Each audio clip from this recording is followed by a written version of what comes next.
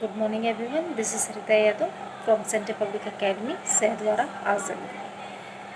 Today my lecture is for class 10 student. I am going to teach you economics second chapter, the sector of Indian economy, and my topic is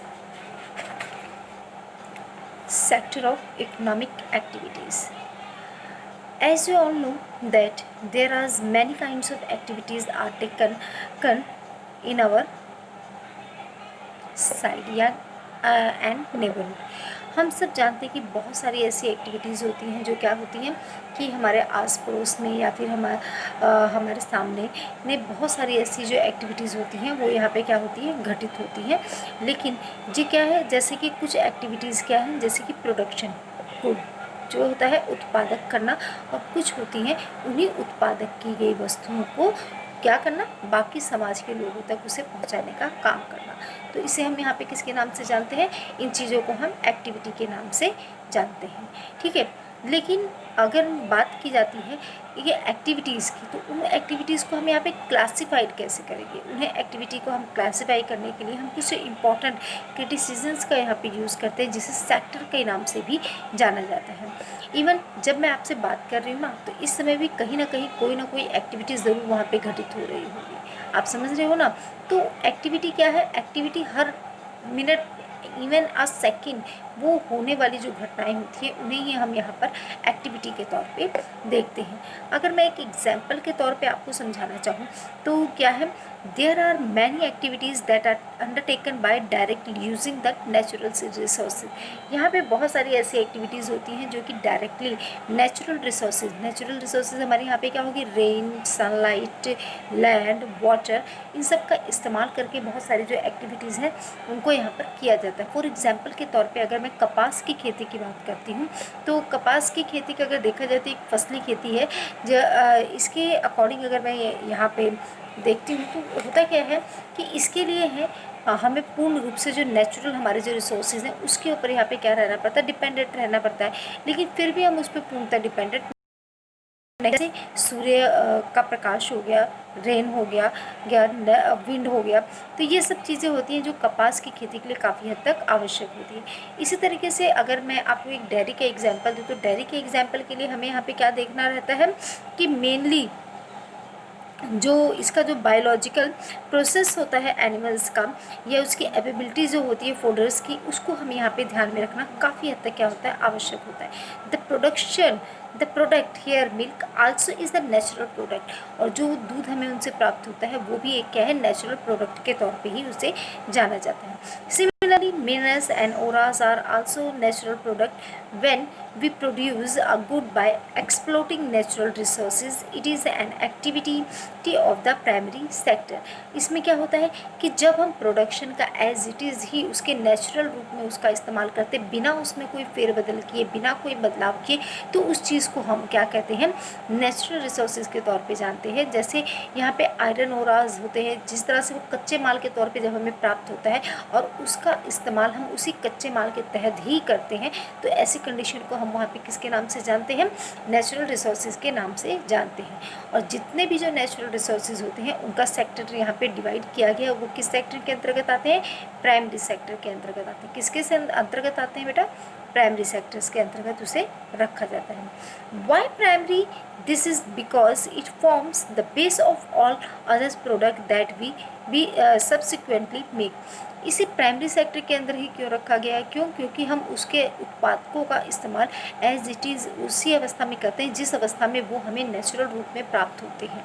ठीक है, हम उसमें कोई फेरबदलाव नहीं करते हैं, हम उसमें कोई अलग कुछ नहीं करते हैं। जैसा ही हमें क्या किया जाता है कि जिस तरीके से वो हमें प्राप्त किए होते हैं नेचर के द्वारा, हम उसी रूप में क्या करते हैं, उन प्रोडक्शन का यहाँ पे इस्तेमाल करना शुरू कर देते हैं, और इसी को हम यहाँ पे क्या बोलते हैं, इसके प्राइमरी सेक्टर के अंतर्गत यहाँ पर रखा गया है। अब जब सेक्टर्स की बात हो रही है तो आपको मैं एक बात बता दूं, जो सेक्टर्स हैं हमारे वो 3 पोर्शन के अंदर डिवाइड किया जाता है। पहला हमारा क्या रहता है, प्राइमरी सेक्टर, जिसको मैंने अभी आपके सामने डिफाइन किया है।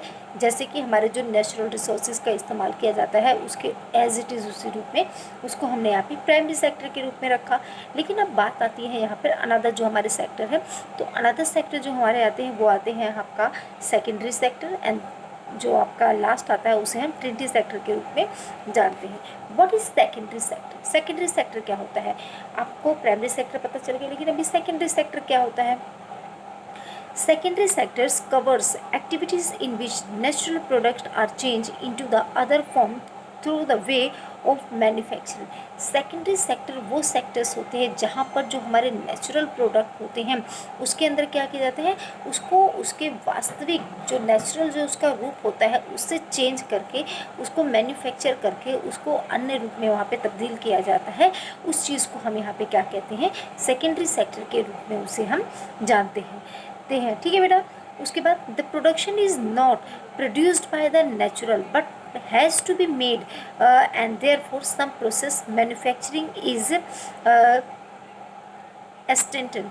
इसमें क्या है कि जो हमारा प्रोडक्ट है वो वहाँ पे नेचुरल नहीं होता है, लेकिन फिर भी नेचुरल जो चीज़ें होती हैं उसका इस्तेमाल करके जब हम उसे मैन्युफैक्चर करके और अधिक बेहतर या एक नए रूप में प्रस्तुत करते हैं तो उसे ही यहाँ पे क्या बोला जाता है? उस पूरे सेक्टर को यहाँ पर सेकेंडरी सेक्टर के रूप में जाना जाता है। एग्जाम्पल के रूप में अगर मैं बात करना चाहूँ तो वो क्या है कि जैसे एक एग्जाम्पल के रूप में देते हैं, using cotton fibre for from the plant we spin yarn and weave cloth. Example के तौर पे जैसे एक बोला गया है, इसमें बताया गया है कि मान लीजिए कि जो हमारा कॉटन का एक जो प्लांट है वो अगर कॉटन ही हमारे पास एज इट इज़ रहेगा तो उसका कोई यूज़ नहीं, वो एक नेचुरली प्रोडक्ट के रूप में रह जाएगा बेटा। लेकिन जब हम उस कॉटन का इस्तेमाल करके क्या करते हैं कि उसको वेविंग्स के करके द्वारा उसको मतलब कपड़े में बनाने के लिए उसका इस्तेमाल किया जाता है, तब हम क्या करते हैं, हम उसके उस नेचुरल रिसोर्सेज को यहाँ पे मैन्युफैक्चर करते हैं। ठीक है। Using sugar cane as a raw material we take sugar और गुड़। जैसे शुगर केन होता है वो हमारा यहाँ पे क्या माना जाएगा? रॉ मटेरियल माना जाएगा। और जब हम उसी गन्ने का इस्तेमाल करके उसे चीनी और गुड़ जैसे उत्पाद करते हैं मैन्युफैक्चर करके, तो उसको भी हम यहाँ पे यहाँ पर आपने क्या देखा? नेचुरल से वो इसने यहाँ पे क्या किया गया, हमने उसको क्या किया? मैन्युफैक्चर किया। और मैन्युफैक्चर करना किसका काम रहता है? सेकेंडरी सेक्टर का काम रहता है। इस सेक्टर के अंतर्गत हमारे पास क्या आता है? जैसे प्राइमरी सेक्टर के अंतर्गत खेती बाड़ी हो गया, पशुपालन हो गया, मत्स्य पालन हो गया, जितना भी आपका जो नेचुरल रिसोर्सेज होता है उसका इस्तेमाल करके जब कोई काम किया जाता है तो वो हमारा प्राइमरी सेक्टर हो गया। अब सेकेंडरी सेक्टर यहाँ पे क्या हुआ? जहाँ पे हम क्या करते हैं? मैन्युफैक्चरिंग का काम करते हैं। जैसे इसमें इंडस्ट्रीज़ वगैरह जो हमारी होगी, जो क्या करती है, कच्चे माल को लेकर के उसको और अच्छा और बेहतर बना करके हमारे लिए लेके आती है, उसको हम यहाँ पे किसके नाम से जानते हैं? एक सेकेंडरी सेक्टर के नाम से जानते हैं। ठीक इसी तरह से एक और सेक्टर हमारा होता है जिसे हम ट्रिटी सेक्टर के नाम से यहाँ पे डिफाइन किया जाता है। आपने प्राइमरी देखा, सेकेंडरी देखा, अब व्हाट इज़ ट्रिटी सेक्टर? अब तीसरा सेक्टर इसमें भला क्या हो सकता है? क्योंकि अब तो हमने नेचुरल रिसोर्सेज का इस्तेमाल क्या किया? मैन्युफैक्चर करके प्रोडक्ट बनाने के लिए भी कर लिया। अब ये तीसरे सेक्टर की हमें क्यों आवश्यकता है? तो तीसरा सेक्टर हमारा यहाँ पे सर्विस सेक्टर के तौर पे भी जाना जाता है, जस्ट बिकॉज कि जितनी जो चीज़ें होती हैं जो बन करके आती हैं ये इसी सेक्टर के द्वारा समाज के हर व्यक्ति के पास पहुँचाने का काम किया जाता है। तो तीसरे सेक्टर में हमारे पास यहाँ पे क्या आती हैं? बहुत सारी सर्विसेज आती हैं। सो लेट्स डिस्कस बेटा what is treaty sector. Okay, after primary and secondary, there is a third category of the activity that falls under TT sector and is different from the above two. These are activities that help in the development of the primary and the secondary sector. पहले दो सेक्टरों के बारे में बात करने के पश्चात अब हमारा यहाँ पे हम क्या करेंगे? तीसरा जो हमारा एक्टिविटी है जिसे हम ट्रिटी सेक्टर के रूप में जानते हैं, अब हम उसके बारे में यहाँ पर डिस्कस करेंगे। ये पहले दोनों जो सेक्टर्स हैं ये क्या करता है? जो हमारे पहले के दो सेक्टर है ये उसका इस्तेमाल करके अपना जो काम है वो करता है। ठीक, जैसे These are activities that help in the development of the primary and secondary sector. जैसे कि यहाँ पे कहा गया है कि ये वो जो सेक्टर है जो क्या करता है, जो प्राइमरी और सेकेंडरी सेक्टर के डेवलपमेंट में अपना एक काफ़ी हद तक यहाँ पर योगदान देता है। By themselves do not produce goods and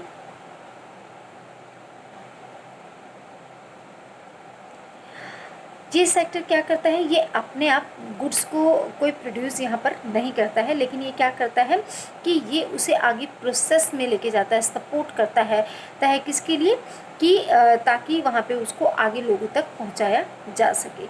example के तौर पे अगर मैं कहना चाहूँ तो goods are the production produced in the primary and the secondary sector would need to transport by truck and train and by then sold in wholesale and retail shop। अब क्या है कि अगर एग्जाम्पल के तौर पे मैं कहती हूँ कि जो भी हमारा जो प्रोडक्शन होता है प्राइमरी और सेकेंडरी सेक्टर के द्वारा, वो क्या होता है कि उसको ट्रांसपोर्ट के द्वारा, फिर चाहे वो ट्रेन का हो या फिर ट्रक के द्वारा हो या फिर अनदर जो इसके सेक्टर्स होते हैं उसके द्वारा जो ट्रांसपोर्ट की फैकल्टीज़ होती है उसके द्वारा जब इसको अलग अलग जगहों पे पहुंचाने का काम किया जाता है, जैसे होलसेल रिटेलर और यहाँ पे जो हमारा होलसेलर्स होते हैं, जो रिटेलर शॉप्स होते हैं, उनके पास पहुंचाने का काम किया जाता है। At time it may be necessary to store there in godown, और इसी के साथ साथ हमें क्या होता है, इन सभी जो प्रोडक्शन होता है उसे स्टोर करने के लिए एक गोडाउन की भी आवश्यकता रहती है। We also may need to talk others over the telephone और सेंड द लेटर और बोरो मनी फ्रॉम बैंक। इसके साथ साथ हमें यहाँ पे क्या होता है कि हमें जो होता है उस प्रोडक्शन का जो क्या है, पैसे की जब ज़रूरत पड़ती है तो वो पैसा हमें लेन देन करने के लिए बैंक जाने की जो आवश्यकता पड़ती है, बैंक से पैसे उधार लेने पड़ जाते हैं कभी कभार। देन क्या होता है, production, trades, transport, storage, communication, banking, trades are, ये क्या है, ये सब हमारे एग्जाम्पल हैं किसके, ट्रीटी सेक्टर के। Since these activities generate services rather than goods, the treaty sector is also called the service sector।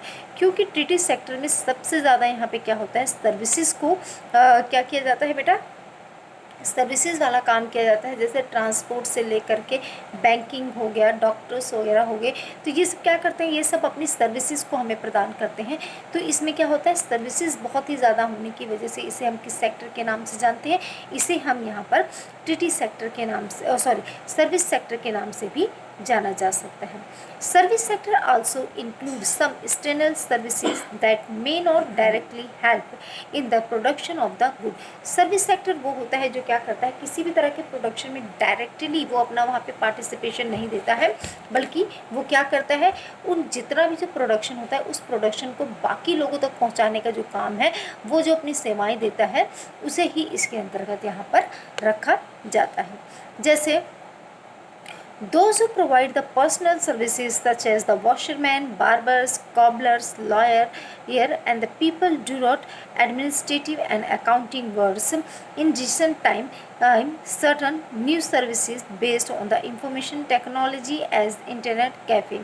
अब क्या है कि जैसे बहुत सारी ऐसी चीज़ें होती हैं जिसे हम इसके एग्जाम्पल के तौर पे रख सकते हैं, जैसे कि यहाँ पर हमारे हो गए टीचर्स हो गए, डॉक्टर्स हो गए, जो क्या करते हैं अपनी पर्सनल सर्विसेज को किसी दूसरे के लिए वहाँ पे क्या करते हैं, दूसरे को वो सर्विसेज देते हैं।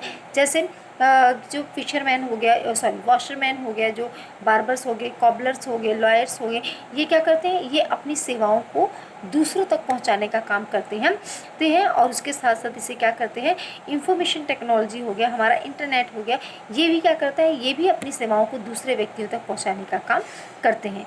ATM booths, call centres, software companies etcetera become important. इसके अंतर्गत ये सारी जो ATM हो गया, कॉल सेंटर्स हो गए, वो भी इसके अंदर अपना एक मुख्य भूमिका यहाँ पर निभाती है। तो अगर मैं सीधे और साफ शब्दों में आपसे कहना चाहूँ तो हमारा जो प्राइमरी सेक्टर है वो यहाँ पे क्या करता है, एज यू ऑल नो कि वो यहाँ पे प्रोडक्शन का काम करता है, किससे, रॉ मटेरियल, या हमारा किससे, रॉ मटेरियल वाला जो सेक्टर होता है जिसमें हम नेचुरल चीज़ों का इस्तेमाल करते हैं, ठीक है। सेकेंडरी सेक्टर जिसे हम मैन्युफैक्चरिंग डिपार्टमेंट के तौर पे जानते हैं, जिसके अंतर्गत जो हमारा रॉ मटेरियल होता है उस रॉ मटेरियल को उठा करके उसको मैन्युफैक्चर करके उसको अलग से मतलब चेंज किया जाता है अलग मटेरियल में, उसको हम यहाँ पे किसके नाम से जानते हैं, सेकेंडरी सेक्टर। लास्ट जो हमारा इसके अंतर्गत आता है वो होता है हमारा ट्रीटी सेक्टर। अब ट्रीटी सेक्टर जैसे कि मैंने अभी आपको बताया कि इसके अंतर्गत जब कोई व्यक्ति क्या करता है, अपनी पर्सनल सेवाओं को किसी दूसरे तक पहुंचाने का काम करता है, तो उसे ही हम यहाँ पे किसके नाम से जानते हैं, उस सेवाओं को ही हम यहाँ पे ट्रीटी सेक्टर के नाम से जाना जाता है। एक और एग्जाम्पल मैं आपको देती हूँ कि आखिर में ये होता क्या है जो टीटी सेक्टर है। एग्जाम्पल के तौर पे मान लीजिए एक डॉक्टर है, ठीक है, अगर वो डॉक्टर अपने बच्चे का इलाज करता है तो वो उसके लिए एक भी पैसा चार्ज वहाँ पे नहीं करता है, तो वो उस सेवा का क्या कर रहा है, वो अपनी उस सेवा का इस्तेमाल वो अपने पर्सनल यूज़ के लिए कर रहा है, ठीक है। लेकिन अगर वो क्या करता है कि जब एक डॉक्टर किसी दूसरे का इलाज करता है, किसी दूसरे के बच्चे का या किसी अन्य पेशेंट का इलाज करता है, तो वो उसके लिए वहाँ से जो है वो अपनी फ़ीस को चार्ज करता है। तो इस तरह से उसने क्या किया, उसने अपनी सेवाओं को दूसरे व्यक्ति तक पहुंचाया और दूसरे से उसने क्या किया, लाभ लिया। तो इस तरीके से हम क्या कह सकते हैं कि टीटी सेक्टर जो क्या है वो सेवाएं दूसरे लोगों तक पहुंचाने का काम वहाँ पर करता है। देन अगेन आते हैं कंपेयरिंग द, क्या करेंगे, इन तीनों ही सेक्टर को यहाँ पर कंपेयर करके देखते हैं। The various production activities in the primary, secondary and the tertiary sectors produce as very large number of the goods and services. ये तीनों ही अलग अलग जो क्षेत्र हैं हमारे primary, secondary and the TT sectors है, इसमें क्या होता है कि काफ़ी लंबे समय तक यहाँ पे क्या किया जाता है, प्रोडक्शन किया जाता है गुड्स का, उसको सर्विसेज का। Also these three sectors have a large number of the people working in them produce and these goods are and services through next step। क्या है, इसका प्रोडक्शन के अंदर एक बहुत बड़ी जनसंख्या का भाग लगा है जो क्या करती है, इसके अंतर्गत काम करती है, गुड्स को बनाने का काम करती है, सर्विसेज पहुंचाने का काम करती है, ठीक है। देन इसके साथ साथ in an economy there could be one or more sectors which are dominate in terms of the total production and employment. इसके अंतर्गत क्या है, बहुत सारे ऐसे जो लोग हैं, बहुत सारी कंपनीज़ हैं, अलग अलग हैं, जो क्या करती हैं, इसने अपने आप को इसके लिए यहाँ पे समर्पित किया गया है। Then how do we count the various goods and services and knows the total production in इस सेक्टर। हम ये किस तरीके से पता लगाएंगे कि कहाँ पे कितना सर्विसेज को सप्लाई किया गया, कितने गुड्स का यहाँ पे निर्माण किया गया है। देन इसके साथ साथ जो हमारा टोटल प्रोडक्शन है वो इस सेक्टर के द्वारा यहाँ पे किस तरीके से किया गया है। Then with so many thousands of goods and services produced, you might think this is an impossible task. Not only would the task be immense, you might also wonder how we can add up cars and computers and nails and furnitures. It won't make sense। अब क्या है कि अब आपके लिए ये कल्पना करने वाली बात रहेगी कि किस तरीके से इतने ज़्यादा, मतलब जो थाउजेंड्स ऑफ प्रोडक्शन है, उसके थाउजेंड्स ऑफ सर्विसेज हैं, वो किस तरह से जो क्या करती हैं, अपना काम करती हैं। क्योंकि ये बहुत ज़्यादा इम्पॉसिबल लगता है कि इतने सारे इंडिया में इतनी ज़्यादा जो आबादी है, उस आबादी तक उस प्रोडक्शन, उसकी आबादी के हिसाब से पहले तो प्रोडक्शन को करना, देन आफ्टर दैट उस पूरे के पूरे प्रोडक्शन को ले जा करके उन लोगों तक पहुँचाने का जो काम है, ये वाकई में एक डिफ़िकल्ट टास्क के जैसा लगता है। लेकिन जब ये तीनों ही सेक्टर एक दूसरे के साथ मिलकर काम, इतना भी ज़्यादा मुश्किल यहाँ पर नहीं रह जाता है। कई बार हम क्या देखते हैं कि कार की बात की जाए तो उस कार के अंदर बहुत सारे जो टूल्स होते हैं, जो कंप्यूटर्स होते हैं, तो उसके छोटे छोटे जो पार्ट्स होते हैं, वो आखिर किस तरीके से उसके लिए बनाए जाते हैं। तो उसके लिए भी क्या है, अकेला एक ही कंपनी उन सब के लिए पार्ट्स नहीं बनाती है, बल्कि अलग अलग छोटी छोटी जो कंपनीज़ होती हैं वो क्या करती है, उसके छोटे से छोटे पार्ट्स को बनाती हैं और यही सभी पार्ट्स को एक जगह पे क्या किया जाता है, उसको मैन्युफैक्चरिंग डिपार्टमेंट पे जब भेजा जाता है, देन उसके बाद वो हमारा एक प्रोडक्ट वहाँ पर बन करके तैयार होता है। सो बेटा, आज के लिए ये लेक्चर मेरा इतना ही। इसके आगे का जो पूरा जो टोटल कंपैरिजन है ये मैं आपको नेक्स्ट लेक्चर में बताऊंगी। आई होप आपको ये समझ में आया होगा। अगर आपको ऐसा लगता है कि आपको कुछ नहीं समझ में आया है या कुछ छूट गया है तो आप इसके लिए मुझे बोल सकते हैं, मैं उसको वापस से आपको ज़रूर समझाऊँगी। और आप जैसे कि जानते हैं, due to the corona virus you can't move from your houses, so till then you have to stay your house and safe, ठीक है। Till then good bye and take care, have a good day.